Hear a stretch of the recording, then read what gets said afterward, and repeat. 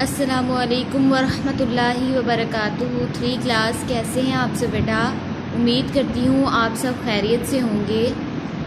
बेटा हमारी रीडिंग चल रही है हमारे कायद मोहम्मद अली जिन्नाह।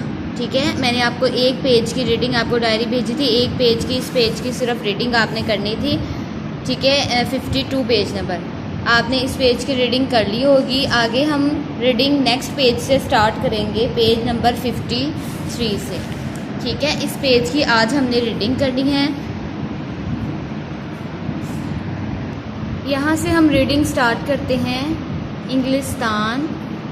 इंग्लिस्तान में कई यूनिवर्सिटियाँ आपको दाखिला देने के लिए तैयार थीं, लेकिन आपने लिंकन इन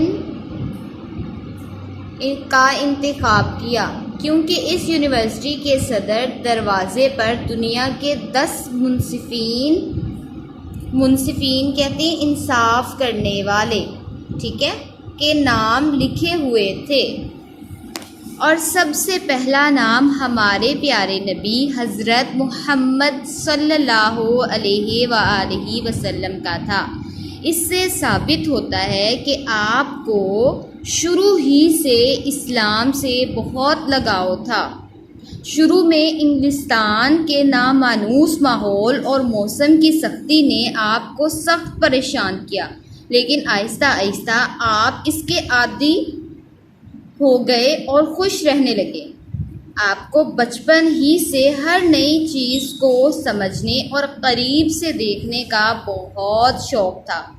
इंग्लिस्तान में रहते हुए जहां आपने तालीम हासिल की, वहीं आपने अंग्रेज़ कौम के रहन सहन, आदात व रहन सहन के रहने का तरीका, आदात व अतवार, उनके तौर तरीके और कौमी किरदार का बगौर मुताला किया।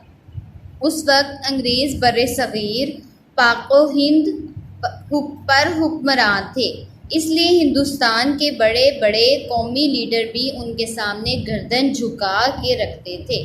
लेकिन कायदे आज़म ने कभी भी ऐसा ना किया और ना ही कभी किसी अंग्रेज़ अफसर की खुशामद की। आपकी इस आदत को अंग्रेज़ अफसर बहुत कदर की निगाह से देखते थे, नहीं बहुत ज़्यादा वो उनको अच्छी लगती थी ये आदत उनकी।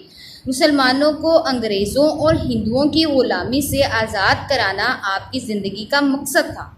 इस मकसद के हुसूल के लिए आपने अपनी ज़िंदगी वक्फ कर दी, यानी अपनी ज़िंदगी गुजार दी इसी मकसद के हुसूल के लिए।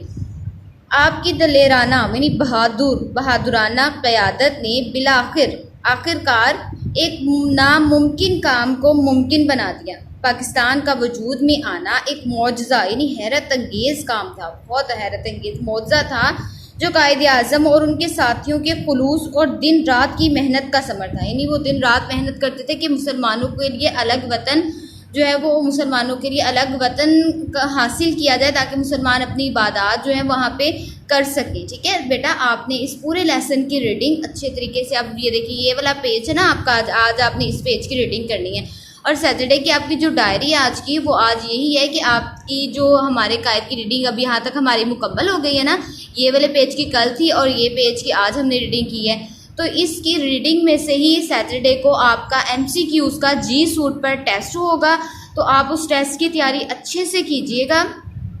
ठीक है, और MCQ जी सूट पे ही आपका उसका टेस्ट होगा, तो उस टेस्ट सब ने देना है। और इसमें इस पैरे में से रीडिंग में से किसी भी एक पैराग्राफ की रीडिंग की वीडियो बनाकर आपने ज़रूर मुझे जी सूट पर ही भेजनी है। ठीक है, व्हाट्सएप पे आपने नहीं भेजी, सिर्फ जी सूट पे ही बेटा आपने मुझे जो अपनी वीडियो किसी भी एक पैराग्राफ को, इसमें से जो भी आपको अच्छा लगे, आपने उस एक पैराग्राफ को लेना है, उसकी रीडिंग करनी है और वीडियो बनाकर मुझे सेंड कर देनी है। ठीक है, कोशिश करें छोटी सी बेशक वीडियो बना लें, ज़्यादा लंबी बेशक ना बनाएं।